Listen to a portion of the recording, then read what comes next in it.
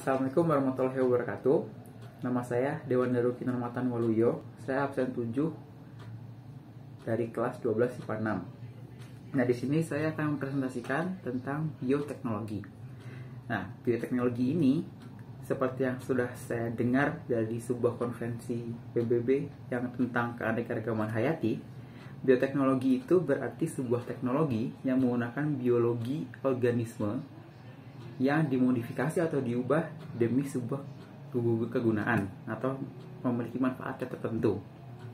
Nah, prinsip dari bioteknologi ini ada banyak sebenarnya, tapi kebanyakan semua itu sama, jadi saya singkat menjadi 3 saja.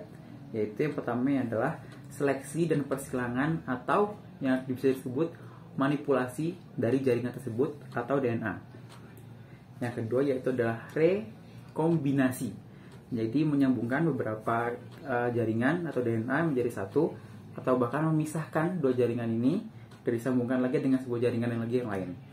Dan yang ketiga yaitu adalah analisis DNA, dan ini mungkin yang paling basic karena ini bukan hanya dianalisis saja.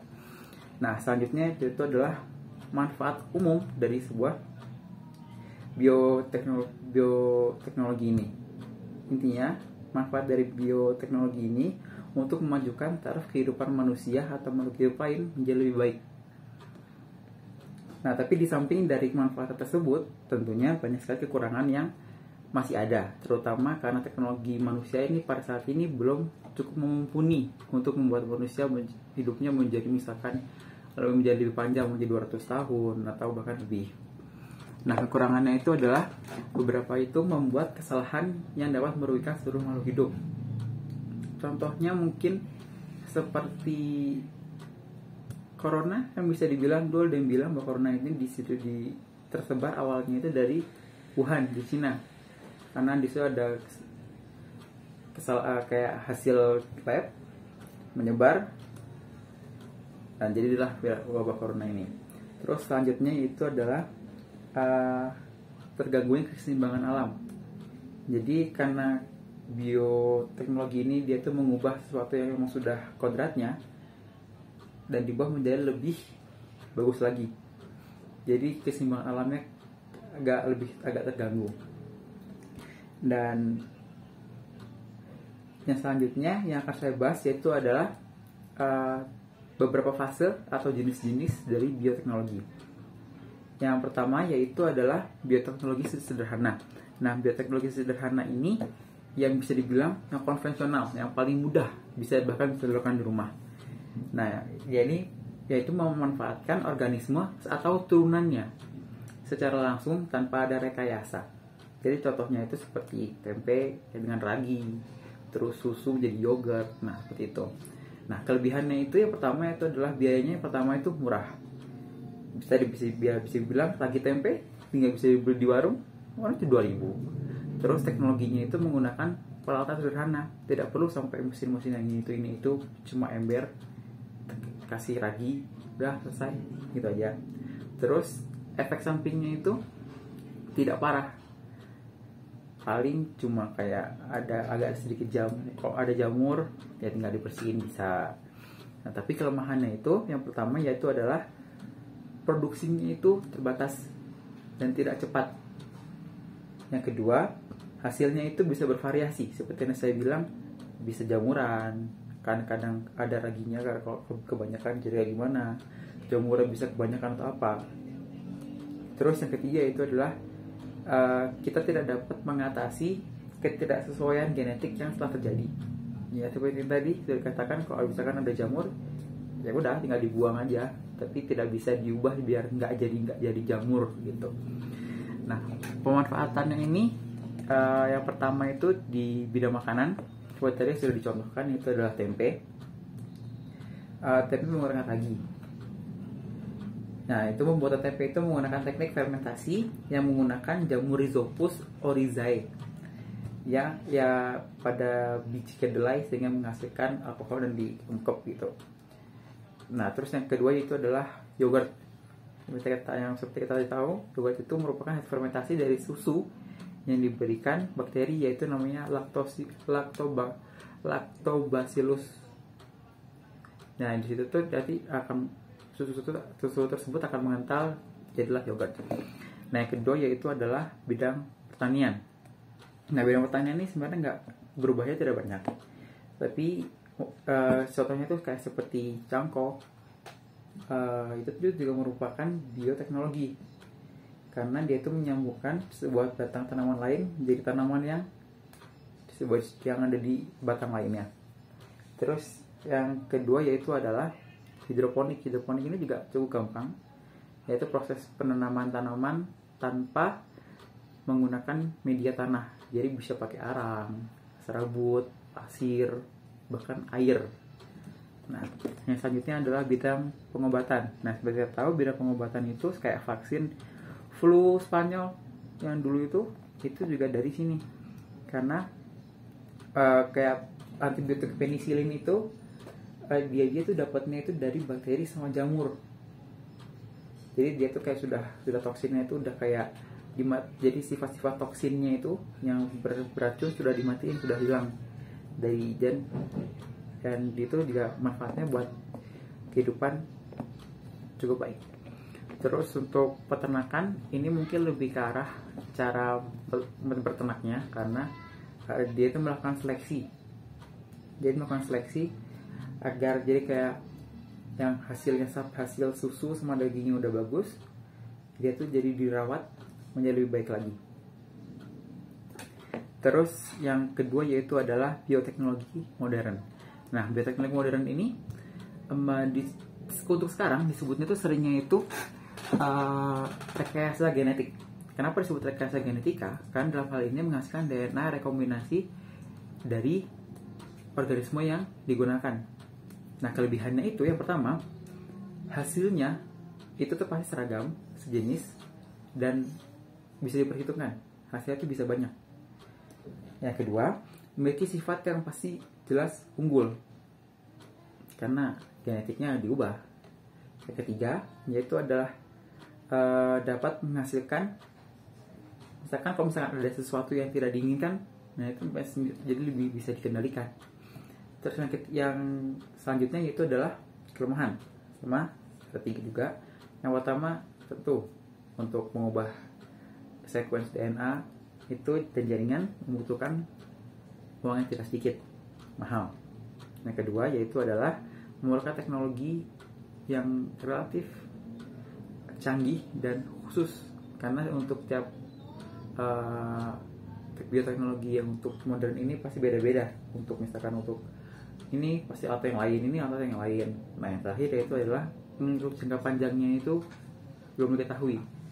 Walaupun ini sudah modern, tapi tentu ada yang tidak bisa kita ketahui. Jadi bisa dapat menyebabkan alergi lah, karena inilah, karena itu. Jadi kita masih belum tahu, kecuali kalau udah sampai dipraktekkan benar-benar. Seperti kayak vaksin itu kan hasilnya karena bioteknologi yang modern. Karena masih ada side effect-nya, yaitu kayak demam, pusing, flu, pilek gitu. Nah, pemanfaatannya kebanyakan untuk yang modern ini majunya itu di bidang kedokteran, pertanian, dan ternak. Nah, untuk kedokteran yaitu membuat antibodi, vaksin, antibiotik, terus kan sekarang udah ada suntik hormon. Nah, itu juga dari bioteknologi. Terus yang kedua yaitu adalah pertanian, yaitu kita bisa mengubah sekuen DNA dan jaringannya itu menjadi misalkan padi jadi nggak ada hamanya, jadi tidak bisa membuat hama, terus jadi bibit yang lebih unggul daripada sebelumnya. Terus yang ketiga itu bidang ternak. Nah, untuk bidang ternak ini cukup sama seperti kemarin, tapi ini tuh membuat misalkan daging dari sebuah sapi itu menjadi lebih tender, lebih merah, terus susunya itu jadi lebih banyak, jadi lebih bernutrisi. Terus ikan, kalau untuk masalah di ikan tumbuhnya jadi lebih cepat, terus dagingnya itu lebih merah, lebih banyak, terus durinya itu jadi tidak terlalu banyak. Terus yang selanjutnya yaitu bisa juga di bidang makanan, tapi di bidang makanan seperti sudah saya sebutkan tidak berubahnya tidak banyak, mungkin bisa memasukkan beberapa nutrisi yang sebelumnya tidak ada di dalam sebuah makanan tersebut. Nah, selanjutnya yaitu adalah contoh bioteknologi. Nah, contoh bioteknologi ini pertama yang paling mudah, bibit unggul. bibit unggul ini kan seperti yang sudah kita ketahui, awalnya kalau yang konvensional itu yang simple itu menggabungkan antara dua buah bibit dijadikan jadi satu. Kayak contohnya kayak dikawinkan gitulah. Dikawinkan bisa baik secara dari serbuk bunga ataupun secara paksa seperti cangkok. Nah, tapi untuk yang sekarang itu bisa kayak modern itu kita bisa merubah langsung dari genetiknya. Jadi misalnya genetik yang ini, misalnya genetik ini yang bikin yang buahnya jadi gampang busuk, bisa kita di DNA sequence diambil, terus diambil dari DNA sequence yang baru. Nah, itu jadilah bibit unggul. Terus yang kedua yaitu ini bayi tabung. Nah, bayi tabung ini seperti kita tahu itu untuk membantu pasangan pasutri yang sulit untuk memiliki anak. Nah, jadi tahapannya ini mereka mengambil sel telur dari sang ibu. Nah, bisa itu mengambil sel sperma dari sang ayah dan digabungkan. Digabungkannya itu bukan saat di dalam rahim, tapi di luar rahim. Nah, saat sudah selesai dibuahkan, baru disuntikkan kembali ke dalam rahim sang ibu. Nah, jadi hal ini itu membantu agar misalkan ada sesuatu gejala seperti sel spermanya itu tidak kuat atau cepat mati. Ya, jadi bisa membantu ibu dan ayah yang ingin memiliki anak. Terus yang selanjutnya yaitu adalah cloning. Nah, cloning ini mungkin tidak masih terdengar asing ya. Masih tidak umum. Karena penggunaan ini tidak umum dan baru beberapa tahun yang lalu. Karena ini mengambil, kita ini membentuk sebuah hewan. Kita baru nyobanya ke hewan. Manusia ini baru mencoba ke hewan. Nah, ada itu sebuah domba. Domba itu pun dia diambil sel telurnya. Tapi sel telurnya itu kan biasa ada inti. Nah, ini intinya itu diambil. Jadi sel telur itu nggak ada inti sama sekali. Nggak ada DNA-nya sama sekali. Nah, tapi akhirnya pun disuntik sama sel dari domba yang ingin dikloning. Akhirnya pun dibuahilah sama sebuah zat kimia. Akhirnya pun dia terbuahi. Akhirnya tahap selanjutnya itu mungkin bisa diberikan zat kimia atau diberi kejutan listrik untuk memicu pembelahan sel. Nah, saat sel-sel udah terbentuk embrio. Nah, embrio itu pun akhirnya dimasukkan kembali ke dalam rahim dari domba lainnya. Jadi cloning itu masih berhubungan dengan makhluk hidup itu sendiri, belum masih dalam tabung. Kalau kayak di film-film itu kan udah dalam bentuk tabung. Nah, ini belum. Terus yang terakhir itu menurut saya yang paling penting untuk dibahas yaitu dampak dari bioteknologi ini. Tentu dampak bioteknologi ini ada dampak positifnya, ada banyak ya. Yang pertama yaitu dari sisi lingkungan mungkin. Dari sisi lingkungan itu yang pertama tumbuhan-tumbuhan yang sudah diterapkan menjadi bioteknologi yaitu merupakan tumbuhan transgenik. Nah, tumbuhan transgenik ini pasti dia akan memberikan bibit unggul. Jadi dia tahan terhadap serangga. Terus dia sehingga bisa mengurangi penggunaan pestisida dan juga otomatis yaitu dapat mengurangi penggunaan pestisida sehingga tidak mencemari lingkungan. Tapi di sisi negatifnya yaitu hilangnya plasma nutfah. Plasma nutfah itu jadi keberagaman dari ibu dari nenek, itu jadi ada keberagaman hewan-hewan tersebut. Nah, terus karena dampak negatif selanjutnya itu karena tadi yang tahan terhadap serangga, dan itu bisa membunuh serangga-serangga lain yang tidak tujuannya bukan untuk membunuh serangga itu, seperti kupu-kupu, lebah, terus bahkan dapat membunuh burung kalau misalkan burungnya baru lemah seperti masih bayi.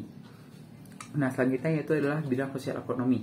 Nah, pada bidang sosial ekonomi ini positifnya itu terjadi persaingan sehat untuk mencari varietas baru yang lebih unggul. Jadi kayak antara perusahaan yang ini dengan perusahaan yang lain itu seperti berlomba-lomba untuk membuat bibit unggul yang lebih unggul lagi dari sebelumnya. Nah, tapi di bagian negatifnya terdapat kesenjangan ekonomi dan sosial para masyarakat karena Ya, seperti tadi, yang produk-produk yang lebih unggul itu akan mengalahkan yang benar-benar natural. Jadi keuntungannya itu pasti lebih untung yang unggul dibandingkan petani-petani yang memang benar-benar natural, tidak pakai bibit-bibit seperti itu, yang masih tradisional lah bisa dibilang. Nah, yang selanjutnya yaitu masalah etika moral, yang terutama di bagian cloning. Karena bagian cloning itu berarti, kalau menurut agama, cloning itu kan tidak mungkin, karena suatu zat atau ruh yang dalam tubuh itu pasti berbeda setiap manusianya. Tapi bila di cloning, walaupun DNA-nya sama, tapi itu tidak mungkin ruhnya sama. Nah, itulah makanya saya dibilang tidak sesuai dengan etika agama, sosial, apalagi kalau dicoba ke manusia, itu dapat melanggar HAM. Nah, yang terakhir yaitu adalah di bidang kesehatan. Nah, di bidang kesehatan ini adanya penemuan produk-produk obat ataupun hormon hasil rekayasa genetik yang lebih murah, terus dapat lebih berefek, lebih sehat. Jadi tanpa efek samping, walaupun itu sulit. Tetapi di bagian negatifnya dapat menimbulkan sesuatu yang tidak diinginkan, contohnya seperti alergi, terus kayak tadi yang corona itu juga bisa. Terus, dan dampak negatif yang paling terakhir ini jarang, tapi orang-orang bisa terkena, yaitu bila dipasangkan sebuah antibiotik. Misalnya saya disuntik antibiotik, tapi saya tidak cocok, akhirnya saya jadi autoimun. Jadi saya tidak cocok, saya nggak bisa, walaupun saya udah minum obat segimanapun, obat itu masih nggak ngaruh sama saya. Nah, itu jeleknya. Ya, sudah segitu saja. Terima kasih. Wassalamualaikum warahmatullahi wabarakatuh.